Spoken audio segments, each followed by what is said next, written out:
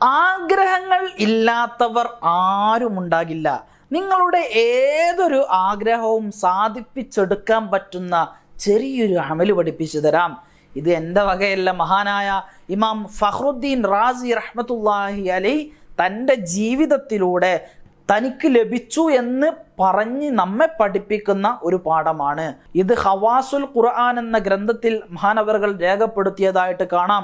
മഹാനവർകൾ പറയുകയാണ്, ജുമുഅ നിസ്കാരത്തിന് ശേഷം എല്ലാ ദിക്റുകളും കഴിഞ്ഞ് സുന്നത്ത് നിസ്കാരവും കഴിഞ്ഞ് സൂറത്തുൽ ഫത്ഹ് 7 പ്രാവശ്യം ഞാൻ പാരായണം ചെയ്യും.